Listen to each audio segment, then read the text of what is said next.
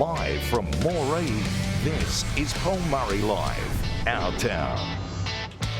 G'day Australia, welcome to God's country, that is Moree in country New South Wales. G'day Moree!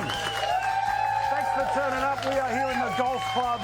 We have got a massive night ahead. We'll get to all of that in a moment or two's time, including, surprise, surprise, a middle-aged fat bloke is not magnificent at water skiing. This won't surprise you. I had good teachers, but they had a bad student, and you will see, well, there you go, some of the great fumbles in a few minutes' time. Yeah, thankfully, it seemed I was better at shooting. Do they show the bit where I fall off this thing? Probably. The biscuit, where the bloke, surprisingly, who's eaten a few tins of them, wasn't as nimble as the other people who love a good water ski around here. All right, let's get to the day's news first before we celebrate this incredible part of Australia. Well, as you know, yes and no both had their rallies in the lead up to the referendum. Can we just get on with it, please? Anyway, still another 3 weeks to go. The yes rallies, the no rallies all over the place. I'm not sure that any rallies are moving any people at this point in time, but there was a major intervention this week to tell everyone who's thinking about voting no to put the pen down and start to vote yes. It was none other than MC Hammer. You can't touch this. You can't touch this. Break it down. Yes, the man who you haven't heard on your radio for 30 years has decided to tell you which way you should vote in a referendum in a couple of weeks' time. Australia, it is time to repair the breach. It reminds me of the great international diplomacy that the greatest Prime Minister of all time did. Well, before there was even a question, before there was even a date, remember when that international summit was held between basketballer and sports betting spokesperson Shaquille O'Neal? He was there, of course, on a weekend because he wanted to meet, and then he, of course, endorsed it as well. Jeez, OK, who was that supposed to win over? But there has been a flip from a no to yes. A couple of weeks ago, Kamal, the legendary singer, he decided to put out alternative lyrics to John Farnham's You're the Voice, where, what's the voice? I don't understand it. It's just noise and it's not clear. Vote no, we're not going to vote apartheid. We're not going to want one race privilege. Vote no, no, no, no, no. Well, he had a chat to some of the people in charge of the Yes campaign, and Kamal has now flipped his vote. He has gone from a no to a yes. So they're going one person at a time. One down, only 16 million to go. But interestingly, there was an opinion poll which was put out by Redbridge, which is a normally lefty-leaning group that does a lot of advice for the Teals. And Warren Brown did a great cartoon about what their poll found, which was that for Australians, it is not a major priority.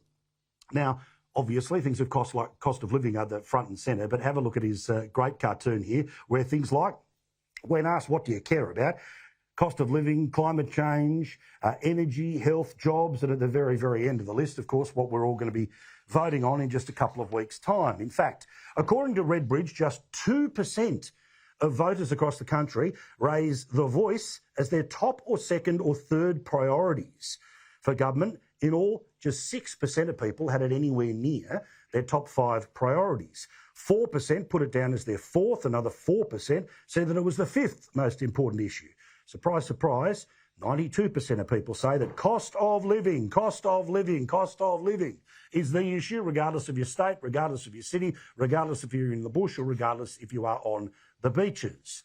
But interestingly, I try to keep an eye on lots of different media to see how they are telling the story of the debate as we close down in a couple of weeks' time.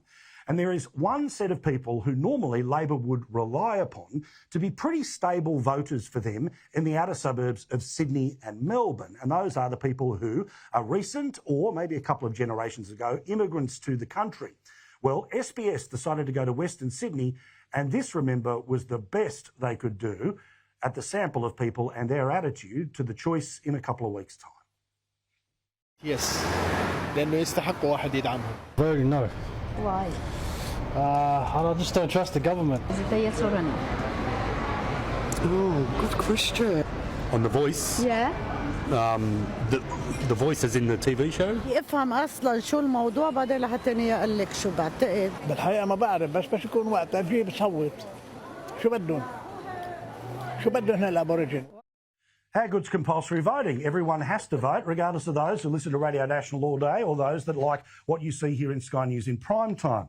But interestingly, as we told you last week, there was a not-so-subtle hit job from the Sydney Morning Herald trying to delve into Jacinta Nampijinpa Price's travel.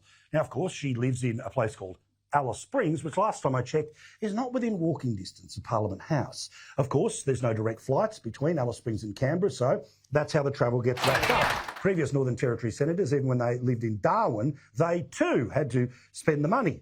But they decided to come at things a different way here, which was to try to work out, why is Jacinta Price so popular?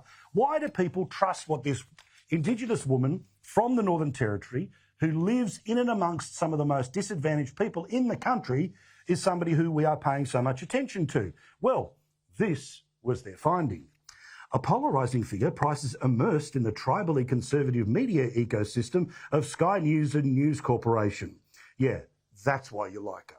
She's posed for many smiling photos with One Nation Senator Pauline Hanson, and has been reluctant to distance herself, let alone criticise some offensive comments of fellow No campaigners. And here's the sting in the tail. If the Voice is voted down on October 14, as the published polls suggest it will, Price will be regarded as a Conservative legend. Progressives, meanwhile, will accuse her of setting back reconciliation caused by at least a generation. So they've already started to work out who the bad guys are, even though democracy, the same democracy that produced Australia changing government in 2022, the same people who may well, in places like Queensland, have a strong vote for the LNP but go back to Labor at the state election, well, if they don't give the Progressives, which is code for the front end of the plane, most, if not all, of the media, most, if not all, of the people running or pressuring the corporations in this country, she will have set back the cause by a generation. And because, of course, they mention the media that you are watching right now, or maybe you are reading because we actually platform the No campaign, well, we too, of course, will be the ones with the crosshairs in a couple of weeks' time, should the campaign go the way that things seemingly are. Meantime, a new ad has just been put out by the No campaign. We understand this will be their final ad, and you'll see a lot of this or hear it, particularly in the two states that do matter, because the polling is just so difficult to get your head around, which is what's happening in South Australia, what's happening in Tasmania. Now, obviously, media ad buys in those two states is cheaper than trying to buy billboards in Melbourne or radio ads in Sydney. So this is what a lot of people are going to hear in the two states that really matter, because remember, yes needs 4 states to win. No just needs 3 states to vote no, and then this thing is dead in the water. Here is the latest and what we understand to be final ad from the No campaign. Why let them divide us?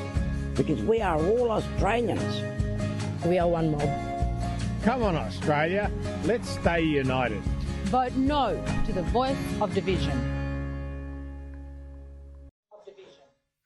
Oh, just 1 second. It's the sound of lefty heads exploding in inner Sydney.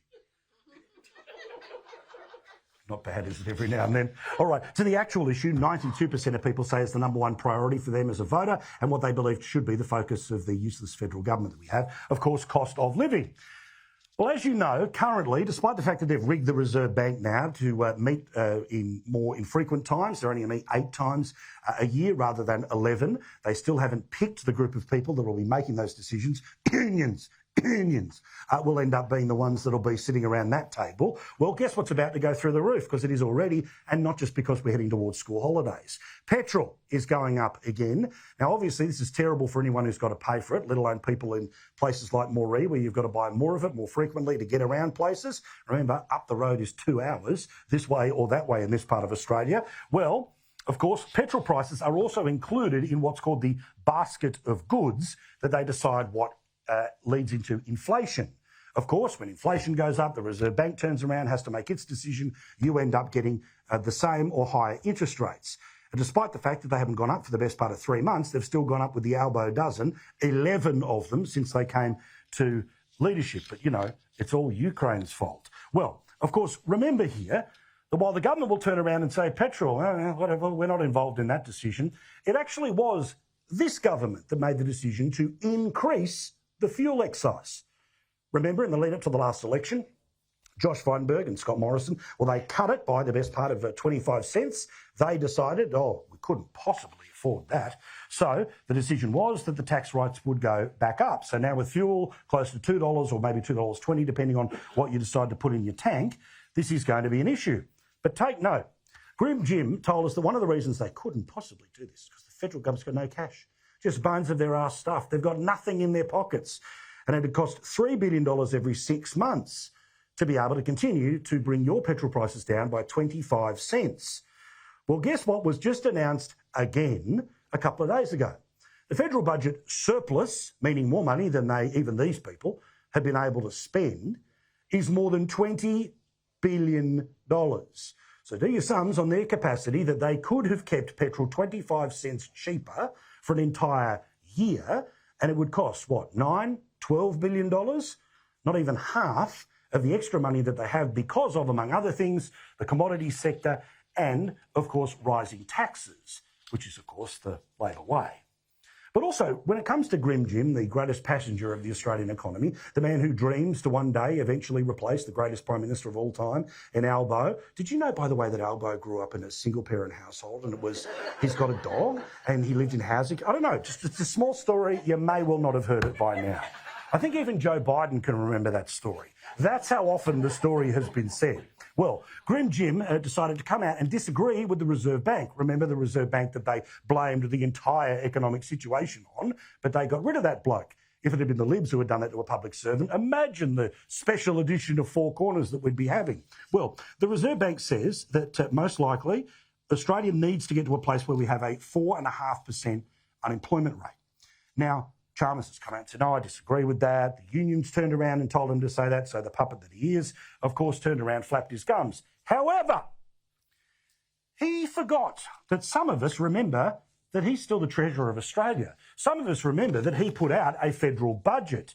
He put out a federal budget that had a prediction in the 2024-25 economy and 2025-26 economy that unemployment would be 4.5%. So he is now literally arguing against his own budget about what he thinks is going to be the unemployment rate in Australia.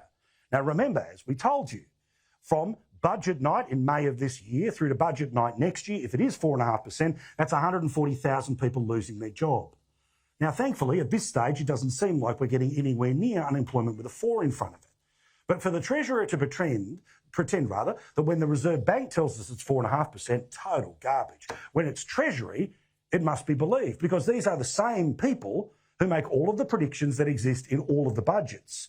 They're also the people who put together the intergenerational report, which tells us that with this year as the only exception, despite the fact that there's an expectation of extra 20 million people coming to the country by 2060 to 2064, the Australian federal budget has so much spending baked into it that we will have permanent budget deficits every year for the next 40 years. So which is it? Treasury has no idea or the Reserve Bank has no idea. Either way, we pay. Now, as you know, the Labor government under Albo, very, very close to Qantas. And geez, hasn't that been a wonderful strategic decision for them? Well, of course, it worked when the political slogans that they wanted got painted onto their planes, but it didn't work when it comes to you being able to leave the country for potentially lower fares. Remember, the expectation is if Qatar Airways was able to fly into Sydney or Melbourne, then they would be able to, or more frequently into Sydney and Melbourne, then potentially fares could go down by 30-40%. Well, as you remember, the hapless Transport Minister, Catherine King, who thought this issue was behind her, because despite the fact that she was caught red-handed, just like the Finance Minister was caught red-handed lying, that because you're Labor, eventually we all move on. Well, I've got to say, well done to the Australian Financial Review, because they're not giving up. Now, we know, of course, that there were multiple reasons why they decided to review these decisions. So much so that there were literally about half a dozen different ones. And then the Assistant Treasurer told us the truth, that the federal government under Labor, in exchange for the political slogans, you can't possibly say that, accidentally having the same political slogans as what the government wanted, openly said they were doing this to protect Qantas's profit. Well, we learned today via the Financial Review that Catherine King and her department have got questions to answer, because apparently there are emails about the decision-making about international flights coming into the country. The department won't release them because they might, and I quote, embarrass the airline. releasing Qantas emails about Qatar Airways' bid to double weekly flights into Australia could cause the local carrier embarrassment, ridicule or public criticism. Oh, tooties. And it'll damage Australia's diplomatic relations with Qatar. Bullshit. Now, of course, the Transport Minister's Department has said the Financial Review can reveal that Qantas has emailed the minister back in September, basically telling her what the official position is of Qantas Code, the one they wanted, the federal government, which was to basically block the number of extra flights coming into the country because they need to keep their profitability up. And, of course, you have to pay. Do you notice a slight theme here this evening? Well, alas, I have no further time to talk about it this evening, but I will well and truly return to this when we're back in the Man Cave tomorrow. In the meantime, let's celebrate Moree, a magical part of New South Wales where we have had an absolute ripping weekend. It feels like a long weekend, but it's just been a couple of days. It is spectacular. To give you the idea, in Varel, pretty close town, and shout out to our great mate Wacker Williams and his beautiful wife Nancy. Brisbane, about 6 and a bit away. Sydney, even further, but Moree is a world in and of itself. Large-scale cultivation of crops because the soil is so fantastic. 2/3 of the cotton that's grown in the country is grown within this area, and 95% of pecan nuts also come from this area. It's also a spectacular area for tourism, and we'll get to all of that in a moment or two's time. But first, let's learn a little more about Moree. Julia Bradley, one of our best in the newsroom, well, she had the second best job in the country, because mine is the best job in the country. I get to travel around forever, all the time, but she got to hang here in Moree. Moree Plains Shire is the nation's food bowl. Its range of crops contribute about $1 billion to the New South Wales economy annually. The Trawalla Pecan Farm, 35 kilometres east of town, is the largest of its kind in the Southern Hemisphere, producing nearly 80% of Australia's pecans. In the States, they used to be happy with, they talk pounds per acre, but 1,000 to 1,500 pounds per acre was good production. In Australia, we hope for 3,000 pounds per acre. Traditionally a northern nut, the Starman family took production down under in the 60s, pioneering mechanical clippers, which can trim 70,000 trees across 700 hectares. I actually did a course in the States and in Texas, and I had a little old lady came up to me and she said to me, "A pecan is something that you sit under your bed and you pee in. These are pecans." As pecans grow in popularity, so too do the ways you can enjoy them. If you want to be good, probably in a salad or just by themselves, they're a healthy, nutritious snack. With friends is a good start. Potato, pecan, pecan, whatever you want to call it, it tastes delicious either way. And the Americans did get one thing right though. The pecan pie. How good is that? Cotton is another major asset for the region, and farms like Qatar do the heavy lifting. But we also grow a lot of grains, so wheat, fava beans, chickpeas. We're doing a bit of canola now. While majority of cotton is sold to Asian countries for spinning, the business also sells direct to brands like Country Road and RM Williams. Almost 3 hours west of Moree is the town of Lightning Ridge, and while you can't consume its prized possession, you can show it off. We're about to go 20 metres underground to check out a more than 100-year-old opal mine. First, there are a couple of safety measures. Hard hat on, tighten that one up. John, are we ready to go? Well, yes, we are. Right this way. Let's do it. John, what tools we use to carve this out? Basic hand tools on this one, a pick, a shovel, 2 buckets and a jackhammer. That was all done by the one gentleman, Ron Canlin. While white opals are relatively common, black opals are unique to the area. On average, it's a 5-carat stone worth about $2,000 per carat. Yeah. We can go up to $25,000 to $30,000 per carat. The mine is no longer operational, but there are remnants of success and guides to teach you the tricks of the trade. You're all ready? 3, 2, 1. There we are. Now we're listening for that nice glassy sound. Whether it's something you can eat or wear, northwest New South Wales is resource rich. It's resilient and will feed and dress Australians for years to come. Enjoy life and eat more pecans. Watch Sky News. Thank you, Julie. She's got some great reports. She'll come up in a couple of seconds' time. Couple of local political legends here. Now, of course, Mark Coulton is the federal MP, and Katrina Humphries used to be the mayor of Parkes, but now she's a just concerned citizen, of course, down the road. Lovely to see you both. Thank you very much for everything you've done for the community. Mark, let's talk about what's it like to go down to Canberra and talk about places like Moree, talk about places like Broken Hill, because for a lot of these people and a lot of the people in Canberra, I'd imagine the conversation is about either welfare money or something like that. But the reality is, as people here, as everyone watching, this is a joint that really does hold part of the country up, doesn't it? Look, part of the job, or the main part of the job, is explaining to people, basic things, how it works. This is where, my part of the world, we supply the food that you eat, the clothes you wear, the minerals you need. My electorate's got coal mining, copper, gold, rare earths, all of those things. And I'm dealing with other people who have electorates where people just go to sleep. And so sometimes they don't understand, at the moment we're debating the Murray-Darling Basin reform. This actually means jobs and big dollars to a town like Moree, whereas some of the others, it's more a philosophical, feel-good, saving the environment type thing without any consequences to what they're doing. Katrina, again, in local government, you were fabulous during COVID. Fabulous, because you took no shit and I loved it. Oh, I'd love one last go at Anastasia. Look, I know you've got very strong thoughts about the Queensland Premier and her attitude. What's it like, again, when you're dealing with city-based decisions and you just need common sense? We don't take much notice of them, Paul. Yeah, good.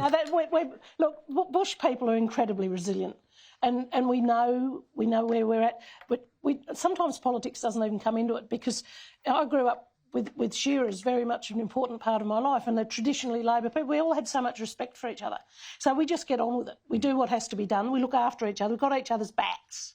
And you wouldn't want to live anywhere else, because when the chips are down, you want to be in the bush. Now, my dad has a saying which he often talks about, as some people being as flexible as a telegraph pole.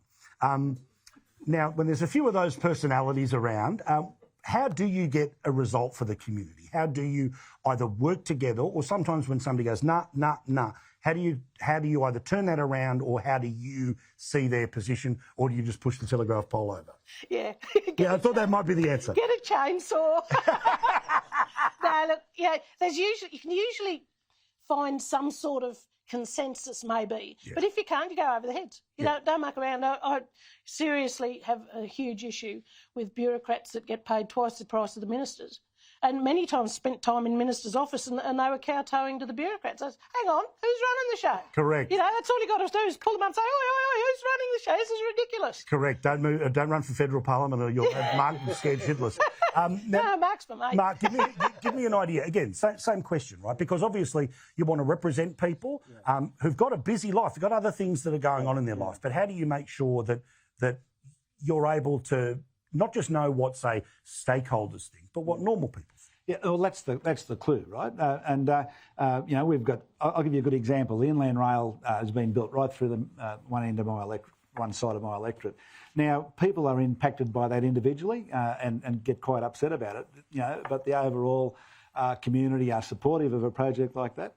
And so, if you don't understand what the people who aren't emailing you, who aren't ringing talkback radio, who aren't in the audience of Q&A, if you're not here very long, and so my electorate's largely a blue collar electorate, and my support base are people who have got the same issues as everyone else here. They're kids to educate, they want a doctor when they're sick, those sort of things. So to the people that are watching us right now, where cost of living might be getting out of control, the cost of maybe buying a house too far out of reach, why come and move to a place like Moree, to Parkes, to Inverell, all those jobs? Look, dead set easy.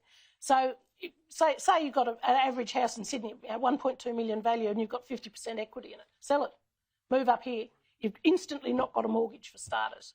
Okay, so for Moree, and we'll talk about Moree because this is our heart and soul, and our fourth generation black soil plains. And you love where you live and you're proud of it. So you move to Moree. You might work in a bank, might be a hairdresser, might be a school teacher, nurse, whatever.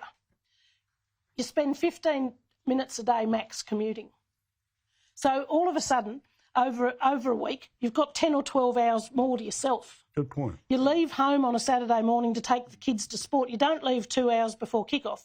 You leave 15 minutes before kick-off and you get a park at the Oval. You're there. You're there, and then so all of a sudden you've got less stress in your life because you've got more time. So you might end up with an extra 12 or 15 hours a week even. So you can go water skiing. you can play golf. You can I could go for 14 hours a week and have no chance. But yes, I get your point. Also, for mums, you get a park in the parking lot of the supermarket and get in the front door. You don't have to go into 4 tiers, get a trolley that you can't drive and you've got to go 500 metres that way and up 4 levels. It's the front doors there. You walk in and you're in the supermarket. Is she right? Is she right? How good. Thank you very much, Katrina. Thank you, Mark. I love you guys. You are fantastic. Give them a round of applause. Stick with us for a second here. How good are these guys? They really are fantastic. All right, so I've mucked around enough and telling you about water skiing. It's time to show you how well I did. Much better at shooting. Here's my fun in Moree. We've been on camels, trikes and even a paddle steamer. But here in Moree, our mode of transport is water skiing.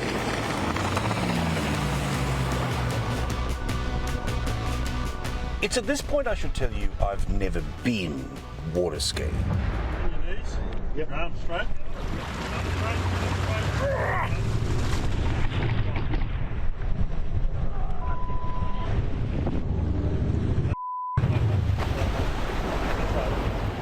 After nailing the basics of this sport, I thought it was time to show off a little more skill.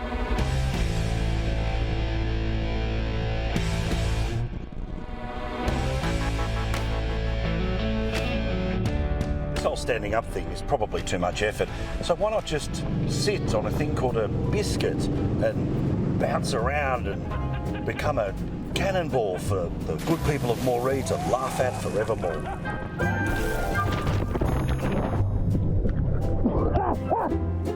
After mastering the water, it was time to tell little pieces of clay who's boss. So it's off to the Moree Clay Target Club. Paul? You know, I've got the best job in the world because I get to see this incredible country, but today I really have the best job in the world because I'm going to learn to shoot. We are here at the Moree Clay Target Club. This has been a joint that's been around for a long time. They even do nighttime shooting during the summer. The man who's in charge of it all and is going to teach me how to shoot properly is Paul. Lovely to meet you, mate. Good to meet you too. Thank you very much for having us. All right, so how do I do it safely? How do we do that? Okay, so your gun must be unloaded at all times and your feet are just a bit too far apart. Now we're going up into your shoulder. You want the top of the hip pad level. And other than that, that's about all we need to do. All right, let's give it a go. Okay.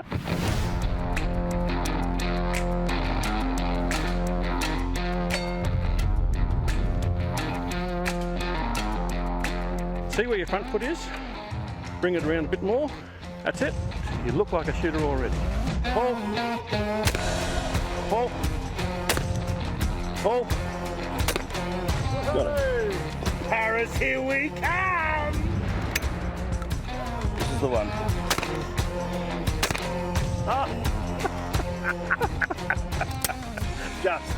Nobody likes to show off. I have found my sport.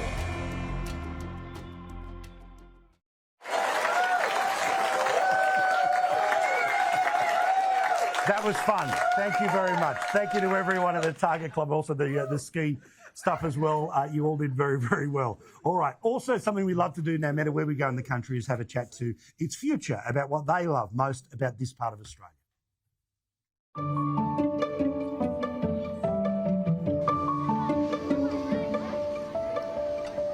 You've heard from me and a bunch of amazing locals tonight about why they love Moree. It's now time to hear from some little people who certainly won't beat around the bush.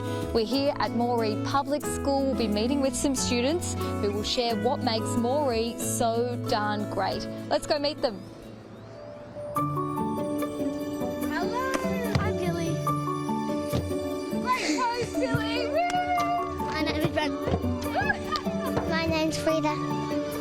That was such a good pose. Hello, I'm Isabel. Hi, Isabel. Cute pose. I'm Elkie. Elkie, hello. Nice to meet you. Hello, how are you? I'm good. I'm Harley, and I love the cotton farming and watching the trucks come through Moree. Fantastic. Thank you, Harley. Hello, what's your name? My name's Charlie and I love the Saturday sporting opportunities every weekend. Oh, fantastic. If you had all the power in the world, what would you do with all that? Use it to kill all the bad guys. What do you want to be when you grow up, Tilly? Artist. An artist? What type of art would you do? Like beachy kind of. Beachy? That's beautiful. What do you like most about Moree? Going to the hot pool on the summer holidays. All the shops are very good, and when it's spring, all the flowers come down, and like it's very beautiful when they come down. The golf club. The golf club? What do you like about the golf club? Because I can hit balls. There's a lot of kind people and a lot of activities to do.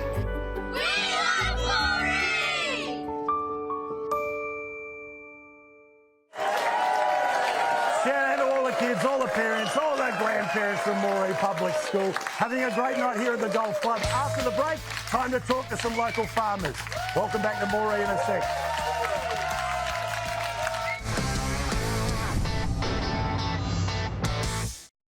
Welcome back to Moree. They're a fired up mob. Good to see them all here at the golf club. We're having a great time in Cotton Country. We'll talk about that again a little more. But of course, this is a place with so much to do. A lot of work Julia Bradley did for us, so I want to show as much of it as possible. Have a look at her take again on the other great things to do when you get here. Situated near the New South Wales-Queensland border, Moree is a caravan crossroads and a haven for grey nomads. The region's biggest drawcard is its artesian water, which bubbles up through bores which tap into the Great Artesian Basin. The Moree Aquatic Centre has a rich history and a host of regular patrons who travel from across Australia to soak up the natural resource. I like the water because really useful, healthy. If this was in my backyard, I would never leave. The water's high mineral content is perceived to have healing powers. They, have done studies that it helps with arthritis, back pain. Forget European bathhouses, Moree is the place to be. We've heard all about the water's healing qualities. It's time to put that to the test. Sky News cameraman Brendan Furlong also took the plunge, as I enjoyed a bit of R&R with the ladies.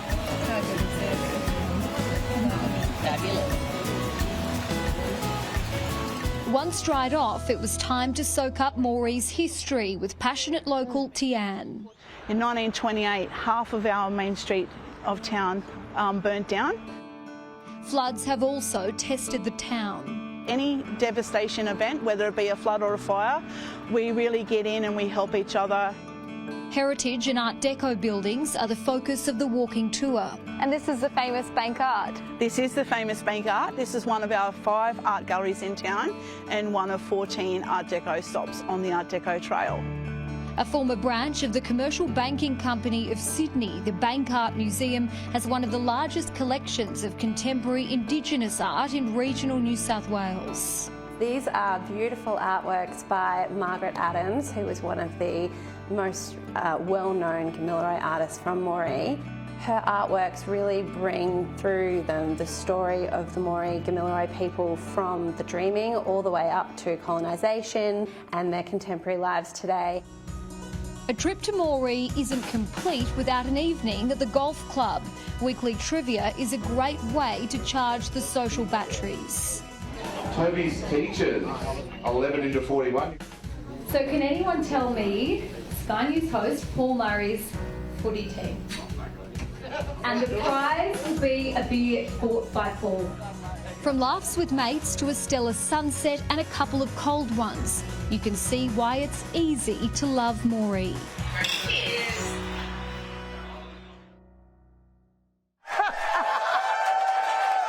Well done, Julia. I love it.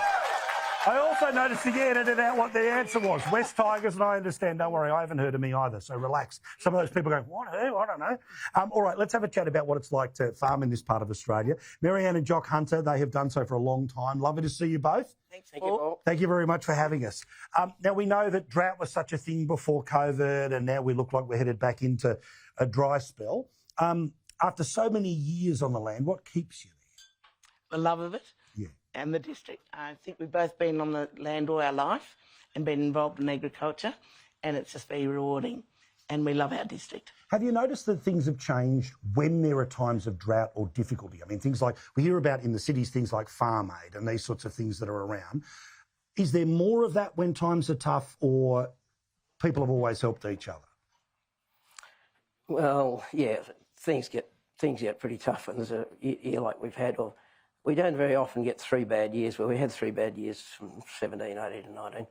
And people can handle a normal drought of a year or maybe 2, but 3 was getting a bit much. What do you mean by the government assistance? Do you feel like there's more government assistance? Do you feel like there's more charity assistance, or not really? Not much. They all come out for a photo and then bugger off. Yeah, they do help. Well, we used to get help with freight, that sort of thing, stock freight, and fighter freight. But things haven't changed much. What's it like trying to balance a budget when you're a farming? Oh, no, you don't do that. What is it like trying to say the losses are not as bad as they could be? You don't do that. You don't do that either, yeah. No, not the accountant. Well, what you do is if it's not coming out, you say, I think we'll do it on 5 years. We'll switch down to a 5-year plan, 12-year projections. Right, that's kind of how they run the federal government, but you're going to be much more better than that than Grim Jim and the rest of them here. But about also bringing up a family, we've heard about how that's different than the city. But also when you're trying to bring up a farming family, it doesn't matter where we go. It's always tough to keep the next generation involved. It seems like you're going to have another generation coming through. But how hard is that to convince them that, no, the tough life is the good life? Well, we're lucky because we've got 3 children that are totally involved in agriculture still and farming. And I think that we really got to look after the family farm basics in Australia. Otherwise, it'll be a lot of corporate bodies.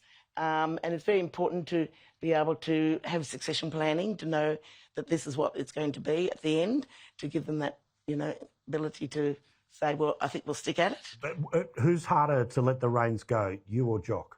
Oh, Jock. Yeah. So you may well have a transition plan, but your plan is you're going to keep working as long as you physically can? No. Or you want to... No, there's a time you've got to walk away. Oh, yeah, now. 2 years ago, 5 years ago. Before this drought started. Yeah. No, it's easy. It's easy. We've got a house in town that we've got to move into, and we'll keep an eye on things. But basically, we've got a plan in place that they take it over next year. So things like, again, doesn't matter whether it's Inverell or Moree Parks, anywhere we go. The big machinery that's available for sale, let alone when we go to things like Beef Week up in Rocky and you see the even bigger machines that are around. Technology, I mean, it's expensive to invest in, but are there types of things that used to break someone's back that now is a couple of buttons and it's all right? Yeah, that makes it a whole lot easier. And if you can get in... And the harder thing is to get the employees that can handle those machines that are worth so much money. So... whereas we know that we handle a lot more country but with these machines, but you've got to have the expertise to be able to work them. So there's you put a chap on a smaller tractor with not so much electronics a few years ago, and he didn't have to be the AFA with it, and he'd do his 12-hour shift on that, but it's not quite like that now. It's a lot more technical. What's it like working and living in this place? What are the people of Moree like in good times and bad? Everyone helps each other, and it's a great community. We come from out of town near a small place, Boomai, and they're small communities, about 80 people. And I suggest that you better go into the artesian waters at either Moree or Boomai and have a swim and tackle that water, Paul. As soon as I go in, it'll flush out, I promise you. Yeah. So it is a great place to live, and there's a lot going on, and I think it's great. These regional areas need to be looked after a lot, the services, like childcare, because There's a lot of people out there on farms of partners or wives that want to get back into the workforce, which we're short of nurses and teachers, but childcare is one of our major issues in the town. It is so bizarre, isn't it? I mean, it's like we know that COVID, you know, people got paid more to do less, but it's not like this and then 4 million people left the country. It was only a couple 100,000, but it feels like, and we were talking to, you know, cafe owners in the main drag, all the rest of it, saying that it is very difficult to get people to front up. Absolutely. Yes, so we've got a huge medical problem in Moree, as you've probably heard, and I think childcare is probably and employment. Yeah, good probably stuff. our three main problems in Moree. Thank you for what you do for the district, for your family, and thank you for being with us tonight. Really appreciate it. Thanks for coming and joining us. Good on you. Thank you very much. The Hunter family, God love you. Thank you. All right, quick break. Plenty more here on Paul Murray Live from Moree. We're getting close to another meat tray.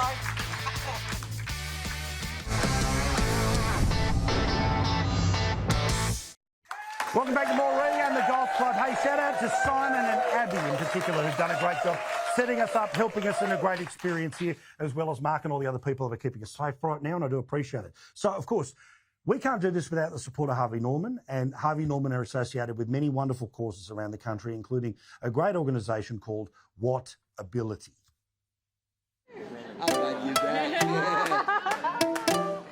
Now, I know there's a lot of good causes in the world, but there's one I really want you to think about. It's disability support. For the individuals themselves, the family around them that's loving and so caring no matter what. There are everyday heroes that don't get the focus they deserve. Let's change that right now. And that's something that our mates at What Ability want to do as well. What Ability exists to bring happiness to people who are living with a disability, from taking them on bushwalks to beach days, cafe trips, holiday camps, they do it all. Putting fun first to help all participants unlock the full potential of life. And today, everyone's gathered around for a good old-fashioned Aussie tradition, an afternoon around the barbecue. Are you excited?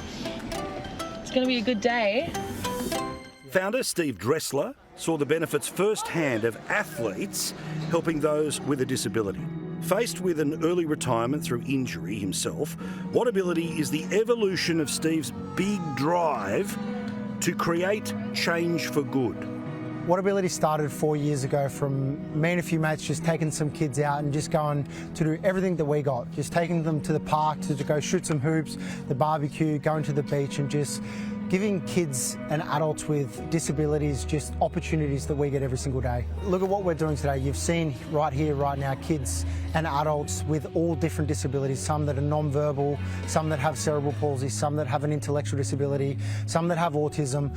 Every single person is different, and it means that it impacts them at different stages. And also the other impact that it has on the families, getting them out and giving them an opportunity to get a break and go home, and it helps every other aspect of their life.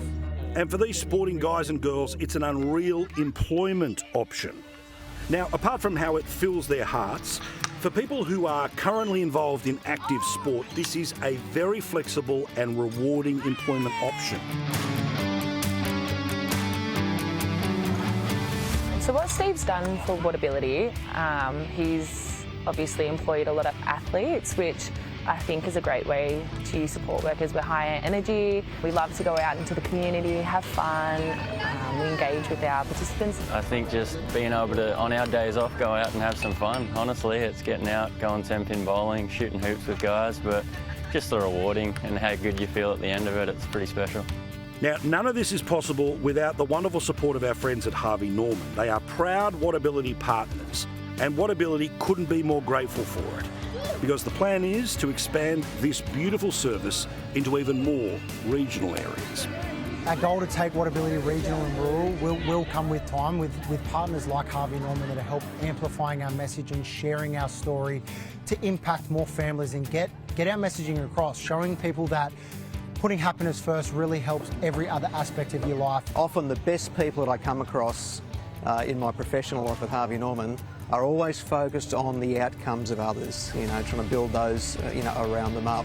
So to see the What Ability team, what they're doing with their participants, just people having fun. It's a really great environment that I've learned a lot from. 3, 2, 1. Is that 100?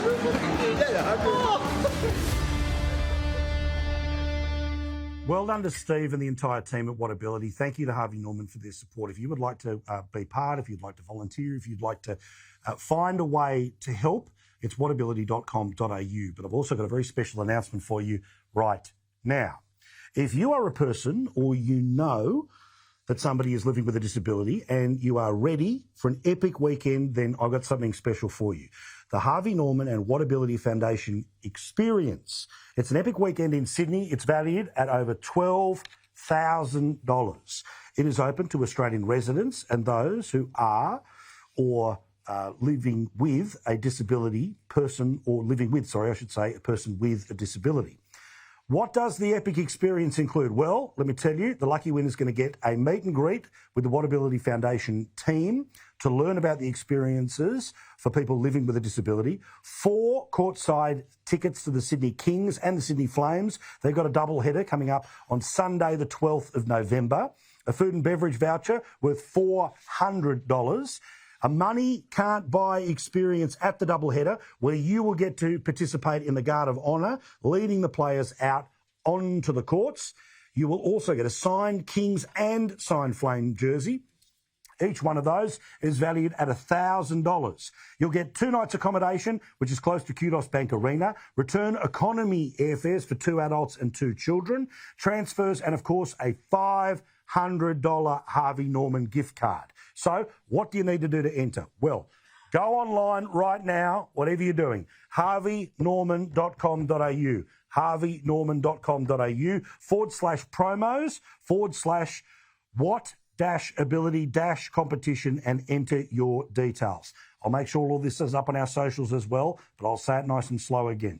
harveynorman.com.au/what-ability-competition and enter your details. Be sure to tick the box to accept marketing emails from Harvey Norman and then tell us about how disability has influenced you and your family and what winning the Harvey Norman and Whatability Foundation Experience would mean to you. The full terms and conditions are now online and the competition is open from now until midnight. Please go and do so. It's midnight, by the way, on the 11th of October. Don't worry, I'm going to give you more than a couple of hours. From now until the midnight on the 11th of October in 2023. The lucky winner will be drawn at midday on Thursday, the 12th of October. Could it be you? Well, maybe. Go to all of those different parts of the Harvey Norman website. So get on there, get entering, and good luck. Whatability Foundation and Harvey Norman doing great work around the country.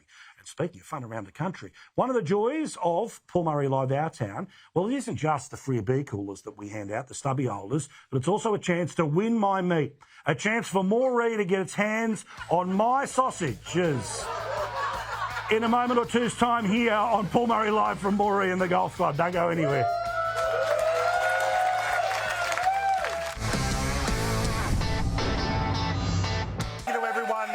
Come out here. Thank you, Moree. You've been fantastic. All right, give me some burritos, mates. Have a look at this. This is the opportunity to get your hands on some solid produce. I always love when they throw in a bit of eggs as well. Why not? All right. So has everyone got a ticket? Hold it up now for me. Wave it at the nearest camera you possibly can. All right, now. Can I hold and draw at the same time? Let's go. Thank you, Simo, for avoiding the sweaty armpits. Appreciate it. All right. The winner is a blue ticket. Number 39. Hey, come on down, darling. Congratulations. Thank you, thank you. Thank you. She's the winner of Paul's meet here this evening. All right, thank you very much. Thank you, Moree. Let's go hang out for the rest of the night. Here's the Royal Report. We'll see you in the Man Cave again tomorrow. Visit Australia, best country in the world. Ta-da from Moree.